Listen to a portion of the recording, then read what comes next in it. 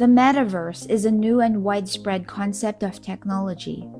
It is said to be the next iteration of the internet. It is the coming together of physical reality with the augmented and virtual in one shared space. Simply put, the metaverse is a 4D representation of our current internet. And to better imagine what that might look like, try and picture yourself being inside of it rather than merely taking a look from the outside in. Welcome to YouVerse, the space where all things tech get the spotlight. If you're new here, then go ahead and subscribe to the channel for your dose of tech trend news, Tesla reviews, and other insights into the tech world. One critical aspect for the metaverse to work is decentralization. Instead of being controlled by a single entity, decentralization would distribute control and decision-making to a network. Under the helm of its CEO, Mark Zuckerberg, Facebook is now making its transition from social media company into metaverse company. This has raised the concern among many consumers who want the metaverse to be built on consumer empowerment. The metaverse is still a long way away, but parts of it are already here, and even more are on the horizon. For instance, Facebook Horizon is an online game that lets you explore virtual worlds and make social connections with others, no matter where they may be. You'd be able to participate in fun challenges and even create your own virtual worlds.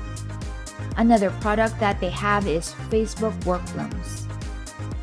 It's essentially a VR space where teams can connect, collaborate, and develop ideas together, all while being in a different state or even country or continent. Facebook has divisions that focus on developing community-based projects.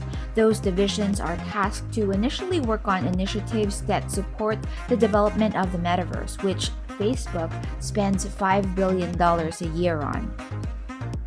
In the near future, Facebook would probably incentivize people to join these metaverse communities and use related services to acquire its VR and augmented reality headsets.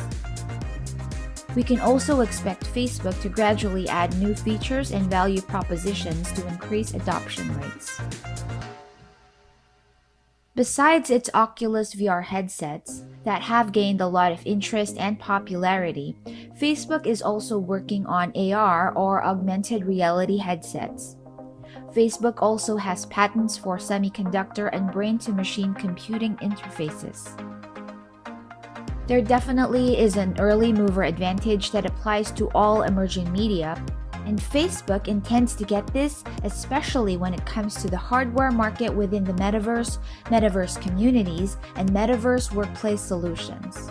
It seems that, second only to Mark Zuckerberg, Epic Games' CEO Tim Sweeney is probably the biggest metaverse supporter there is. He's even changed his name to Meta Platforms Incorporated. Epic Games is famous for various products, especially Fortnite, which has rapidly evolved from a popular multiplayer game into an online space where people socialize and attend events. Another extremely successful multiplayer game is Roblox, which has its own metaverse-like elements.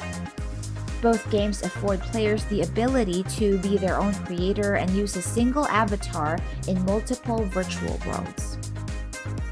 Epic Games' Tim Sweeney supports a decentralized metaverse and is currently working on developing one. His justifiable concern is that one company could end up having a disproportionate control over the entire metaverse and give the authoritative control over our lives, as well as the ability to listen into its users' most private conversations. In April of 2021, Epic Games announced that it completed a $1 billion round of funding, which will allow the companies to support future growth opportunities such as the metaverse. Fortnite has an astounding user base of 300 million, and that allowed it to generate $5.1 billion in revenue in 2020. Its user base is said to still be growing, and Fortnite has a creative mode that actually feels like pre-metaverse. In it, a player can load an avatar that can be used in various Fortnite experiences. For example, in April 2020, Fortnite hosted 5 different virtual concerts where famous artists like Travis Scott appeared as avatars, and as many as 12 million players attended the event. Fortnite's competitor, Roblox, is another insanely successful game, and it's recently released its 2021 financial report showing a 108% increase in revenue at $1.9 billion. The platform says that over half of American children use the platform and counts nearly 50 million users a day, including 9.5 million developers who build out experiences, also known as user-created worlds and games. In 2019, Roblox launched its developer marketplace, a one-stop shop for all assets that are made by Roblox and the Roblox community for the Roblox community. Through it, developers are able to monetize both their games as well as their assets, plugins, and items produced. Craig Donato, Roblox's chief business officer, says that Metaverse experiences need to be both immersive and social.